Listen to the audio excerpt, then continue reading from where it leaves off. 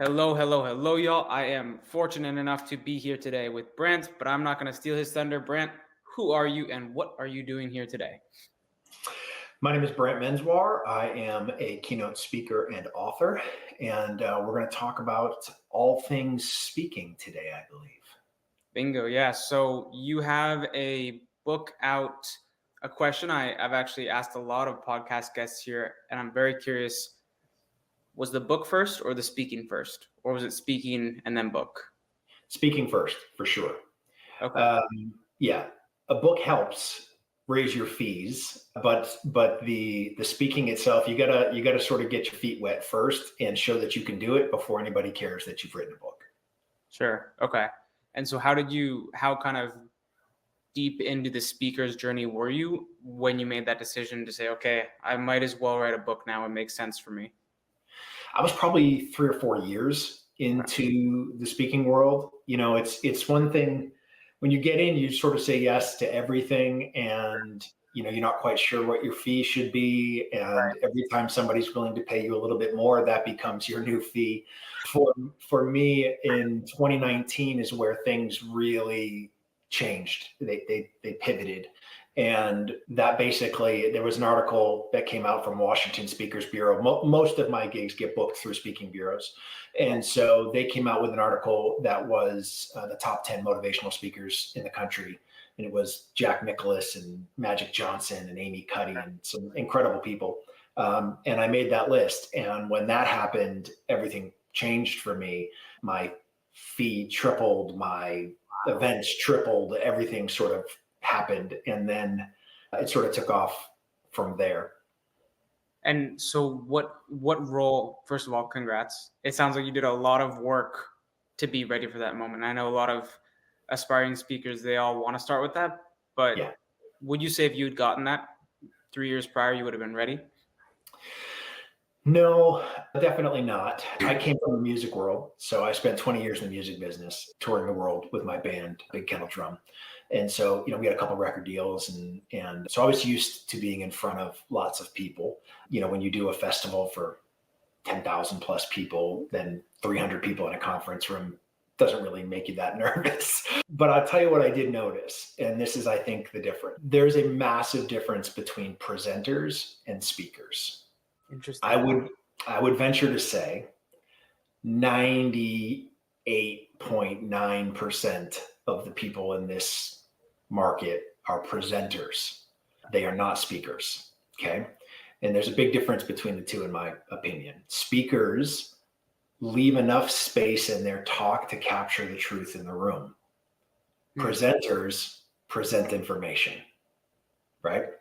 So slides go down, audio goes out. Presenters are dead. They don't know what to do. They don't know unless they have their slides, they don't know what comes next. They don't know anything. Speakers live in the moment, and they own their material strongly enough that it doesn't matter if anything goes down. And they leave enough space so that it's not this so rigid structure that it's going to, if you came to see 3 of my talks back to back, they're all going to feel a little bit different because I leave enough space in the room to capture the truth. And that truth might be they want more funny. They want more story. They want more content. They want more space to be able to breathe and absorb what's happening. And you've got to be able to own your material enough to have the confidence to let that breathe for a minute. And I can name maybe 5 speakers on one hand. This is a very niche business, even though there are thousands of aspiring speakers. The ones who make a living, and this is all we do, it's a very small group of people, and we all know each other. And so there are very few that own it at that level. And when did you kind of have that realization of there's a presenter and there's a speaker? The difference is the talk isn't scripted. It's a framework, and you kind of mold and evolve the framework based on the audience energy they're giving you. When did you kind of have that realization as a speaker? Well, that's the only way I've ever known how to do it. So I have a framework. There's a woman named Tamsin Webster, who is a brilliant woman. She wrote a book called Find Your Red Thread. And Tamsin ran TEDx for Cambridge. Okay. And she's a dear friend and sort of helped me craft how I do what I do. And she has a framework that she teaches. And so I sort of take my talk and put it into this framework so that I don't need to memorize every word as long as I know where I am in the framework, right? And so that is really the only way I've ever done it. And I didn't realize that there were people who memorize every word, every slide. They've got 20 animations per slide. Like there's so much going on because they're trying to jam 10 pounds of content into a 2-pound bag. And that is a rookie mistake. And we all make it, right? Because we all want to sort of earn our keep, right? We want to make sure that people are getting what they pay for. And that's a dangerous thing to do when you put too much content that you overwhelm people, and it's like drinking from a fire hose. Huh. And so for you kind of on that journey, you said you worked with speaker bureaus. Mm-hmm. Was that something from the very onset that you knew, okay, this is something I need to do instead of going out and manually just searching the internet, apply to speak, apply? How did you kind of go about making that decision to consciously work with speakers bureaus? Yeah, I've never applied to speak anywhere. I know that there are call for speakers and you submit and do those sorts of things. That just wasn't my path. So I worked with an organization maybe a decade ago called Banding People Together. And we would come in to conferences and teach collaboration through songwriting. And that was sort of my intro into the whole corporate speaking world. And each one of those events would start with about a 45-minute keynote on what collaboration is, how it works, and what they were going to be doing today. And then they would break out into different groups and sort of spend the rest of the day together. So that was how I got my feet wet, was through that organization, doing that sort of intro keynote straight up front, and then working through breakouts and understanding what the difference between a keynote and a workshop sort of looks like. But I was very, very fortunate. So one of my best friends is Jim Knight. Jim is the former director of learning and development for Hard Rock, and he was there for 21 years. And Jim went off on his own and became a very successful speaker. He was represented exclusively by one of the biggest bureaus in the country named Kepler Speakers out of Washington, D.C. And Jim walked me into Kepler's offices and said, "You need to meet Brant." So I got the chance to meet the team there. They agreed to put me on their site. We sort of dated each other for a little bit to see how it was going to work. And then when Washington Speakers Bureau came out with that article, Kepler moved quick to sign me exclusive to their roster. And so I did that up into the pandemic. And then when the pandemic happened, it sort of turned the speaking world upside down. Everybody sort of left their exclusivity because nobody knew what the future was going to hold. And so I left my exclusivity with Kepler. I still have a great relationship with them. They still book me a lot. But now I work with bureaus all over the country. Okay, that's awesome. And so was it Kepler, if I understand correctly, they worked with you before the article came out? They did, yes. And was it, whose decision was it to go more of the logistical, hey, this article is out, I'm going to increase my speaking fee now, or was the bureaus pitching you at an increased speaking fee to kind of market test? It's sort of a yes and at the same time, right? So when you've got a little bit of notoriety and momentum is sort of when, if the demand is there, you test the waters and you sort of see what was happening. And that's exactly what had happened, right? So I went from maybe 7,500 a talk to 15K a talk in a very, very short span. And then it's a slow climb because you got to sort of decide what you want to be, where you want to be. The target market, the most amount of gigs in this country is between 10 and 15K. So if you're looking at conferences, the majority of conferences have an average of 10 to 15K to pay a keynote speaker, right?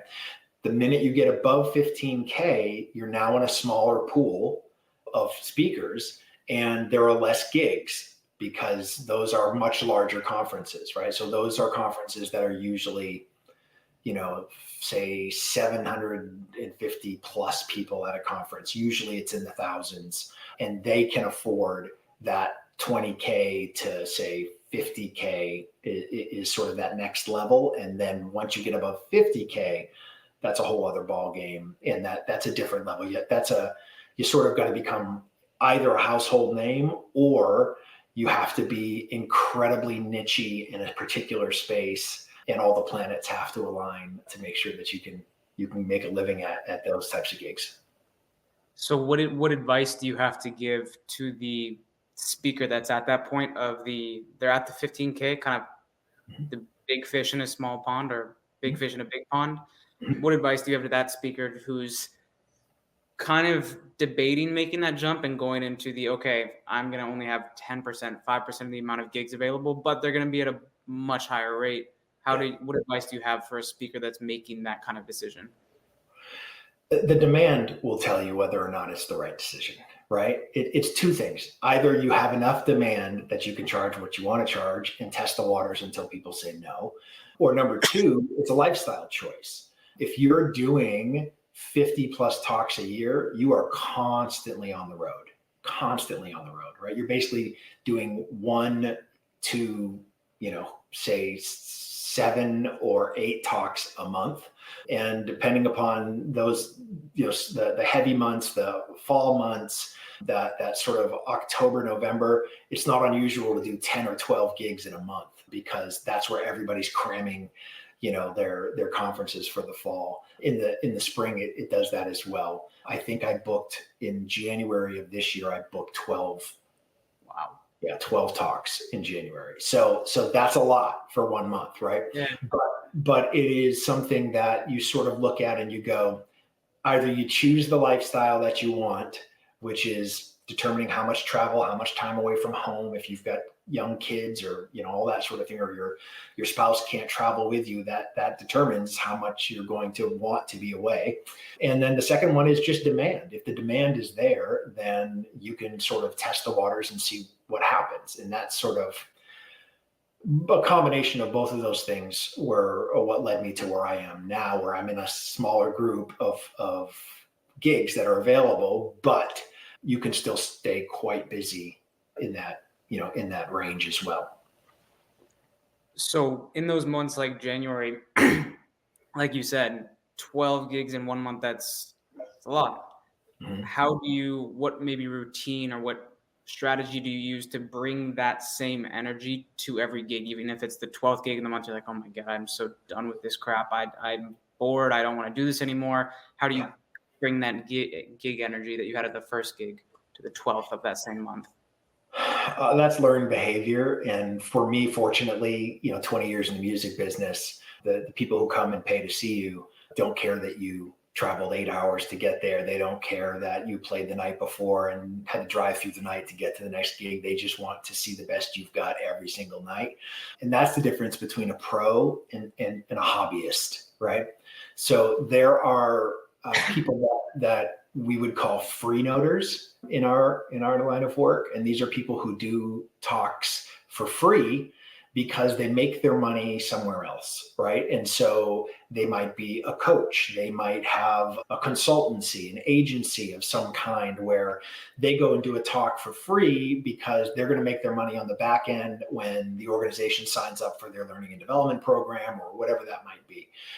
So those are different. Sometimes they're really large gigs, right? Especially in the marketing space. There are some huge gigs where you're speaking for thousands of people, but you're not getting paid to do it. And so it's a little deceiving to look at it from the outside, because those people aren't actually getting paid to do what they do, not to speak anyways. And so when we look at the people who are exclusive speakers, this is what they do. They only make money when they're on stage speaking. It is a very, very, very, very niche group. Just a handful, maybe a dozen or two max in the country that I could think of that, make 95% plus of their income solely on speaking. Who are some of those individuals? Maybe just by name. Sure. Let's see. Those are like Scott Stratton, Jim Knight, of course, as well. You've got Laura Gassner-Otting. You have got, Josh Linkner. You've got the guys who started Impact 11, all of them are there. Eric Tumwende is fantastic as well. Jay Baer, Alan Stein Jr., Brett Culp, Cassandra Worthy is amazing. She's somebody who's arguably had the most meteoric rise over the last 2 years. She went from 10K to 50K in a year. And so she's just amazing on stage, and just her background is incredible as well. So there are a group of us now. As I said, we all know each other.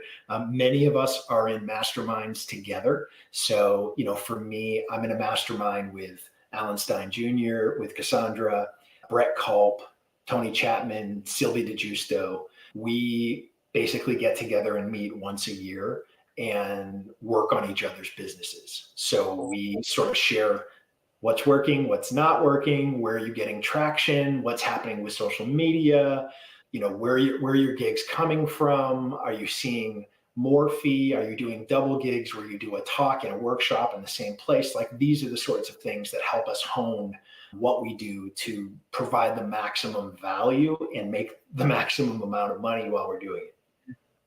And these people, you said they make 95% of their income from the actual speaker's fee, not monetization on the back end. Is that right? Correct. Okay. Yes. What do you do? Are you part of that camp? Same. Yeah. Okay. I make currently 95+% of my income solely keynoting. But we are making a conscious decision to offset that now. So now we just finished our first learning and development program, where it's online, it's mobile based, and it's what's next. So when you go to a keynote for someone and they go, "Oh, that was amazing. What's next?" This is what's next, right? You can have, like most of us have, say 3 or 4 different keynotes that we can do. This is something that sort of continues a conversation long after the conference is over. And so we're just sort of finishing that up. I'm working on my next book right now, and I have a media agency that works with me that we're developing all this new stuff that will be extra, right? So not just keynotes. So now we're talking about the next book, television show, radio show, podcast, all that sort of stuff that sort of branches off of what you do for the keynotes, but allows for multiple revenue streams, so you're not beholden to only doing conference keynotes. Interesting. You mentioned the role that the mastermind you're part of, kind of that group that y'all meet once a year. Yep. What role has, you're obviously familiar with the phrase, and I've heard this many times, your network is your net worth, right? Just through the osmosis of thought, helping each other. What role have masterminds played in your kind of ascension as a professional speaker? That's what you just said, right? So you don't want to be the least successful person in the room. so it makes you strive to do better. And that was a big thing. On the first year that we sort of walked in there, I was the least successful person in that room. And so it made me strive to not just get better on stage. That to me is something that I've always had. I'm really confident in what I do in front of a crowd. That's easy. What's not easy is the multiple funnels that you have to go out and canvas and make sure that you're getting the maximum amount of gigs that you can get. Bureau relations are incredibly important. I always stop wherever I am, if I can, in to see face-to-face with the bureaus that I work with, because being top of mind means you get pitched first, and that's what really all you care about, right? There's a lot of sort of incentivization that goes into working with bureaus. Many speakers do this. They offer bonuses, they offer trips, they offer all kinds of things to people who work at bureaus that book them. So I know people who do every gig you book gets an entry into a year-end trip that's an African safari for 2, all expenses paid. Every time you book him, your name goes into a pot, and at the end of the year they reach in and pull it out, and whoever wins it wins it. And so like that sort of incentivization happens a lot in the bureau world. Interesting. And how you said you've always been bureaus would you recommend for that speaker that's, let's say they're at 5K per Mhm. speaking gig or Mhm. 7,500, like you said? Yep. How do they go from that to the Yeah. top of the pool to the 15K of that individual pool? Yeah. This is a tough one. Bureaus don't really want to work with you until you're at least 10K. And I mean, 15 is really where they would prefer, because remember, they're making money only when they book you. And so if you're not enough, then all of that effort isn't worth it for them, right? So most bureaus are between 25 and 30%. That's how much they get for booking you.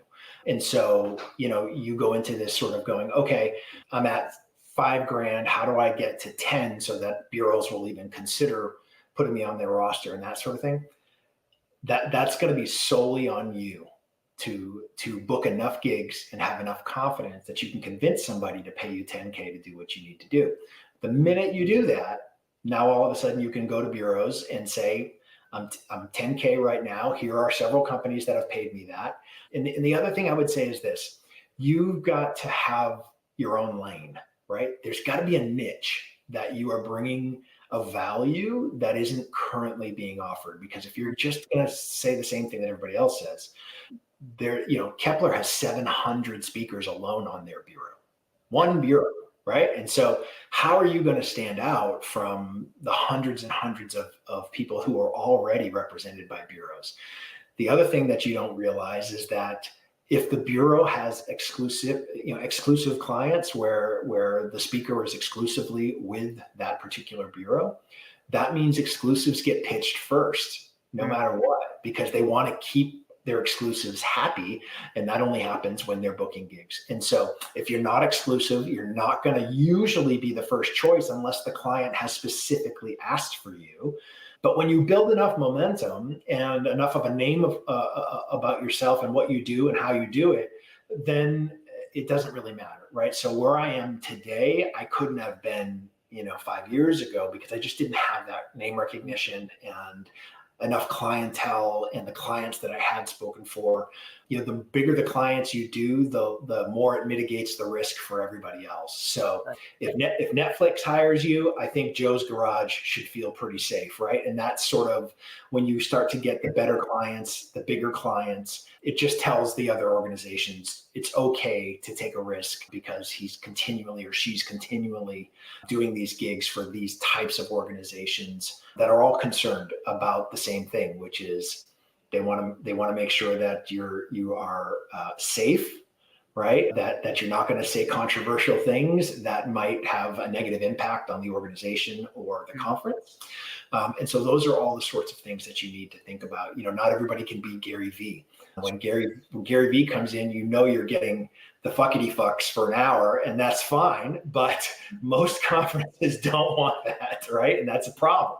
But if they're going to hire Gary, they know what they're getting. He makes no bones about it. You know what you're getting when you hire him. But he's at a name recognition in a place where he doesn't care. It doesn't matter. So he's fine with that. But if you're just trying to get into the market and you come in and are dropping F-bombs like World War II, the chances of you getting hired again are going to be slim. Right. So is one way, and I'm really curious about this, I've heard one speaker on stage mention this. She said one way she is able to get gigs is the events that hire her to speak or contract her to speak. They know when they add her name on top of the speakers list, they're going to get a lot more people that purchase their tickets. What role does that kind of play into securing a gig for bureaus in your experience? In the corporate space, it has no pull whatsoever. Okay. Because these are people who are going to be there anyways. They don't care who's speaking. They're coming because their company is forcing them to go. So, if you're at an event for Apple is forcing all of their employees to go to this conference. So there's no name recognition that's going to have any effect, because they're going to be there anyways because they have to be there, right? The type of events that you're talking about are not corporate events. Those are personal development events, and those are very, very different. And in a lot of those cases, again, the speakers don't get paid. they sell their thing in the back of the room, right? Right. It's that, you've seen it with Damon John and, some of Tony Robbins stuff and the people sort of in his downline, if you will, Graziano and all those guys, Grant Cardone, all those guys, they are, the people who speak at those conferences typically are not being paid, but they're selling a $3,000 coaching package in the back of the room, hoping that you're going to go back there and sign up. That is not the space that most of us who are in the speaking world are in, right? That's an anomaly. It is a niche upon a niche. And it is not how the corporate space works. So you either get booked by one company to speak to that one organization, or you get booked by an association that has hundreds or thousands of companies that are there that are all part of the same association. And you are providing value either directly to the company that hired you, or you're providing value to the members of the association that have all paid to come to this association conference, where they are sort of having to learn from peers and sort of get an idea of what's happening in the industry. So for you, how many speaking gigs have you done over the course of your speaking career at this point? I mean, hundreds and hundreds. I've been doing it for 9 years now, I guess. And so, this year, with a good finish to the year, I'd probably be 60 to 70 gigs, somewhere in that ballpark. We'll see if it's more than that, but we've got a lot of other things sort of happening, and so it's one of those things that you're happy for going out doing gigs, but you also need the time to finish the other things that are the multiple revenue stream things that have to be in place. Right, building kind of the systems on the back end. Correct. For you and all of these gigs, these hundreds of gigs, is there one in your mind that the audience or the actual gig sticks in your head of like, when I remember the best moment of my speaking career because of the audience? Was there a particular organizational stage that experience was on? I've had several, I would say, that sort of stick out in my head.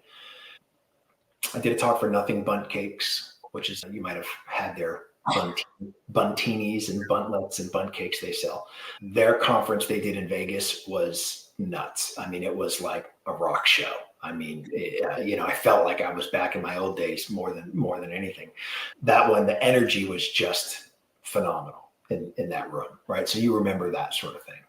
I did a talk for the National Funeral Directors Association, and it was the first talk I did after I lost my son to a combination of cancer and COVID.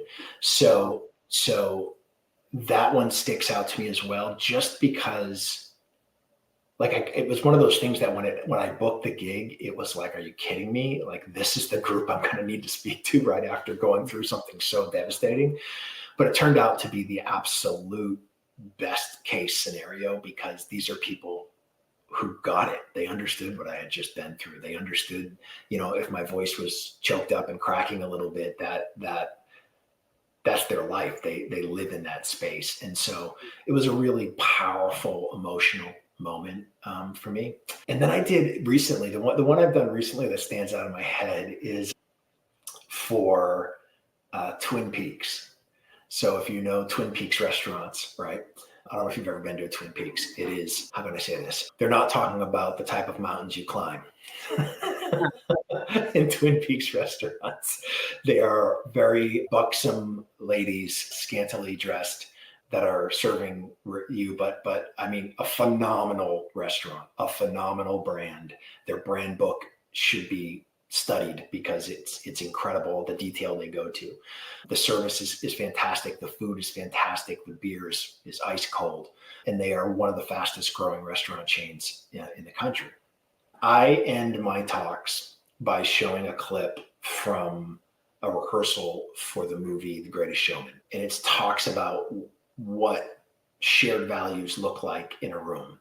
And I play this video, and it's this really sort of, I end my talk with sort of a soundtrack behind me, right? So like I am timing things out so that what I'm saying is hitting to the music that's happening behind me, and it's emotional, it's powerful. I'm getting people they're standing up, they're clapping, they're involved. But these guys, the majority of them, big giant beards, chains hooked to their wallets in their back pocket. And I had this moment where I'm going, are you really going to do this deal about the musical with the room of mountain men that are about ready to hear this? And I will tell you that it was an incredible experience. And it really blew me away. It was fantastic. And that was just a shocker for me that it resonated like it did. I was nervous that they were going to go, are you seriously closing with a musical?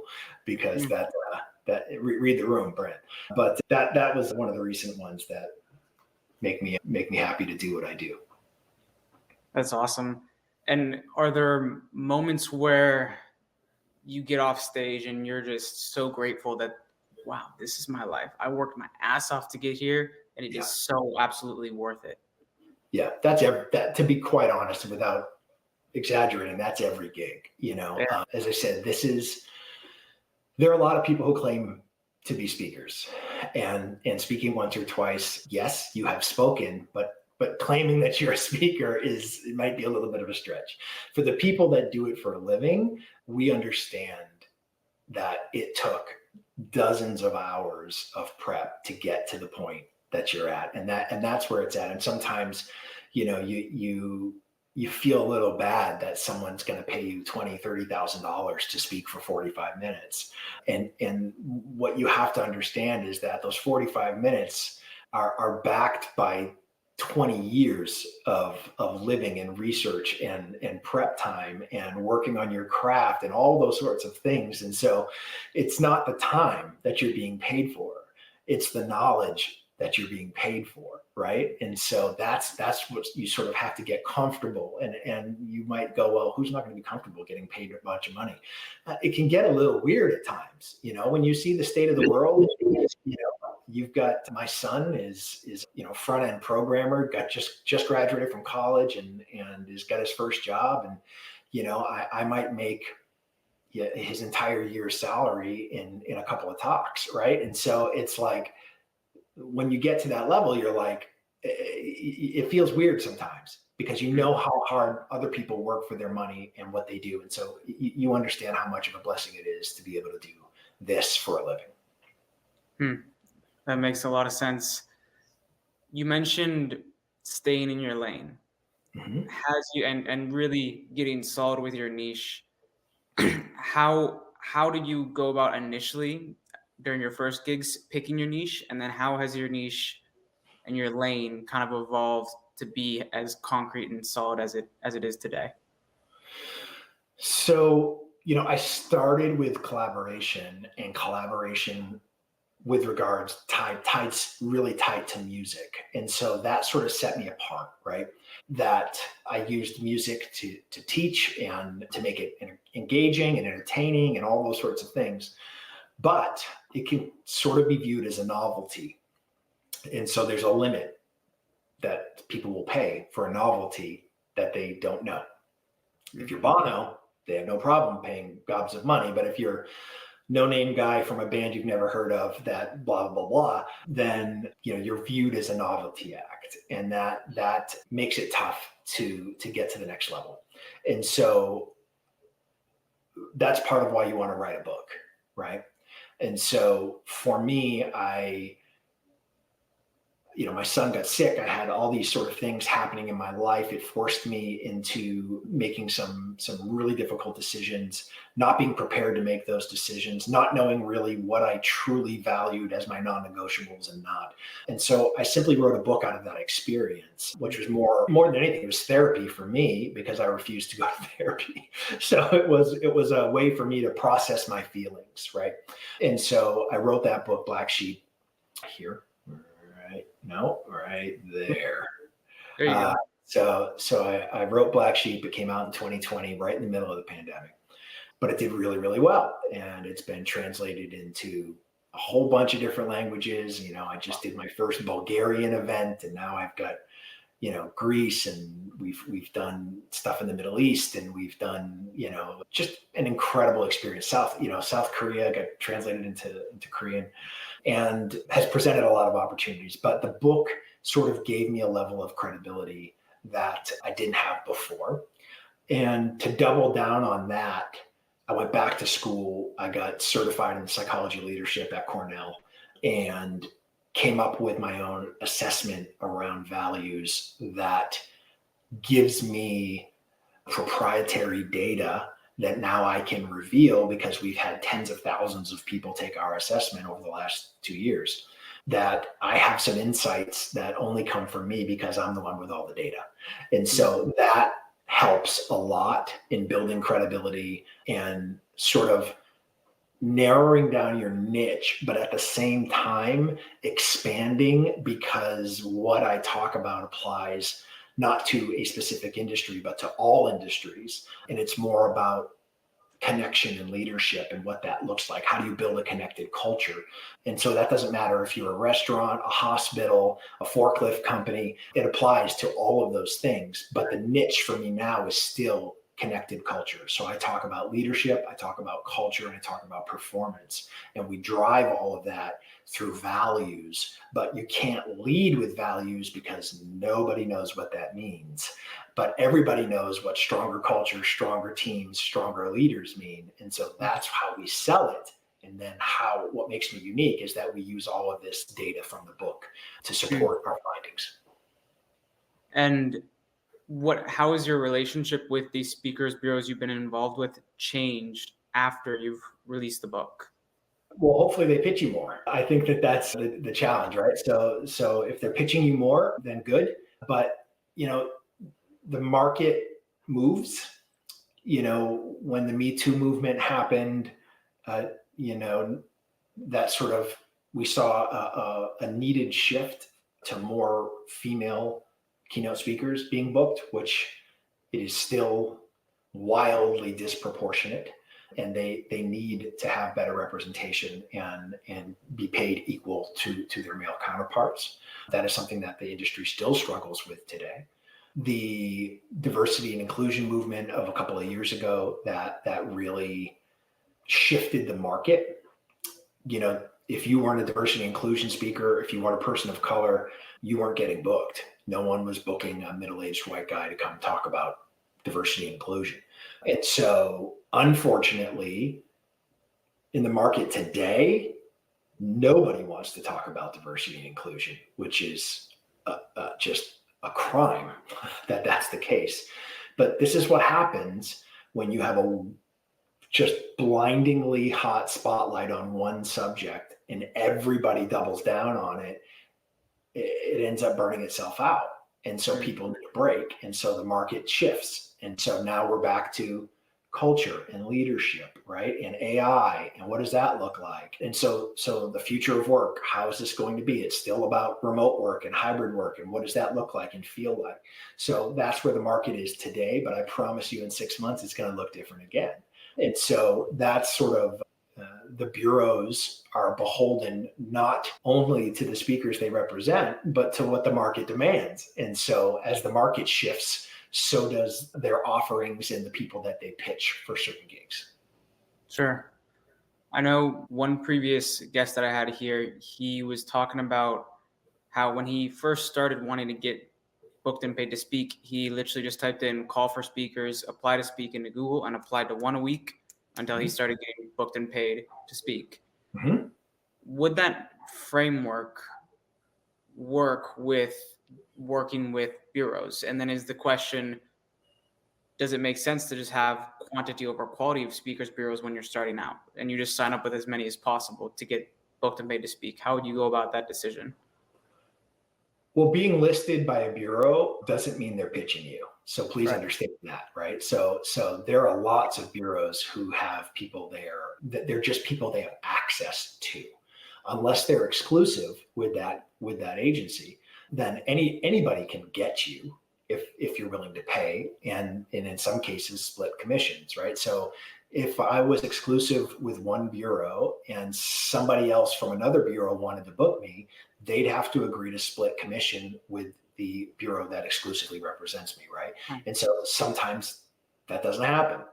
It only happens usually on the super high end speakers that they're getting paid $100,000 to go and talk. You know, if you're booking Simon Sinek to come in and do a talk, you don't mind splitting commission on a $100,000 speaker, but you're not going to split commission on a $10,000 speaker. It just doesn't work that way, right? And so it's a little different in that way. What I would say is that bureaus should not be your be all end all that you're trying to do. You can generate as much momentum as you can on your own. For me, in January, out of those 12 gigs I booked, 9 of them I booked on my own, right? And so 3 came from bureaus, which is great. If I could get, if I average 3 a month from bureaus, fantastic. That's great. But I'm not going to rely solely on bureaus to book me, because I want more. So, I doubled down in January on my LinkedIn game and really started to focus with putting out content, starting a newsletter, doing all those things that put me in front of people continually. And that generated 9 speaking engagements solely from LinkedIn, with the 3 that came from bureaus. And so, if you can generate enough momentum, the bureaus will come to you, right? Like, they really will. It's just like the music business. If you're out there playing gigs and you are packing out 100-person bars, then the labels will come and they'll find you, because the buzz will be there and they're going to want to check out to see for themselves what all the talk is about. It's the same thing in the speaker world. If you're out there generating momentum, taking advantage of every moment, then the bureaus will come to you for sure. And if you're doing the social media stuff right and you're putting out valuable content, then what you're going to find is that clients often have a bureau of choice that they work with. And so the client might go, hey, I've been following this guy, Brant Menswar, on LinkedIn for months now. We really would love to have him speak at our next conference. Well, that bureau I might or might not have a relationship with. But if you're just starting out, then chances are you don't have that relationship. But the bureau will reach out to you because their client is asking for you. And that's the best case scenario, right? That's really what you want to do, because if you get in there and you work with the bureau and you show them that you really want to do the best job possible and you want them to make the most amount of money possible, and so you go out and you kill it, then they're going to start to pitch you for all the rest of their clients, because the client who brought you in was so happy with it. And that's sort of how I would say that's the path to working with more bureaus and making the most out of those relationships. Tons of value. You're just, that's a lot of value right there. I know we're wrapping up on time here. So last question I have for you: what message do you have from your 9 years of experience, going from, music to pivoting to professional speaking, and then accelerating in your career, evolving masterminds, bureaus, self-booking gigs, socials, whatever they are? Mm-hmm. From all your experience, what you think is most important message for aspiring speakers, professional speakers, and business owners who speak to grow their business? Good isn't good enough. If you are good, just quit, because that's not good enough. Not in this market. You'll speak once or twice a year if you're good. You got to be great. Which means you've got to work at your craft, right? You got to own your content. You've got to own everything that your content touches, right? So if there are studies and white papers done, and there is proof and science and studies that have been done, you have to know all of those things, because I promise you there will be somebody who comes to you at the end of a talk and starts to question you about X, Y, and Z. And if you do not have your shit together and can't answer those things, that will get back ultimately to the client, and the client will feel like they hired an imposter of some sort. That is not what you want, right? So you've got to own your content, know what that is. You've got to work on the art of speaking, right? And it is an art. You've got to be able to really own it, so that if anything happens, you're prepared to deal with it in the moment. Power goes out, something happens, slides go down, there's technical difficulties. I promise you, You will have technical difficulties at every single talk you do. It is just part of the business. Microphone doesn't work, slides not advancing, slides are doubling up, so that next thing you know, you're a slide ahead of front. All of this is going to happen all the time. It is so rare that nothing goes wrong that I don't even know what that looks like anymore. You have to know that something is going to go wrong. So own the content, own the art of presenting and speaking, right? So you don't have to be one of these people that are a speaker, because there are presenters who do 100 gigs a year, right? They're just not my cup of tea, right? They're people who present information, hopefully in an entertaining way, right? And that keeps people's attention. But if you're somebody who wants to change lives, then that's a different ballgame. And you're not going to change anyone's life by presenting information. You have to make an emotional connection. And that requires you to step back and look at who's in the room, right? And so if you're willing to do that, if you're willing to take those risks and learn how to do this the right way, there will be no competition.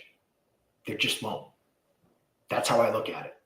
I don't have competitors because nobody does what I do, right? So that allows me to be really happy when my friends who are speakers are killing it. I'm thrilled. I'm not jealous. I'm thrilled for them because they're doing what they are supposed to be doing, and it's resonating with people. And that is the ultimate that you can ask for.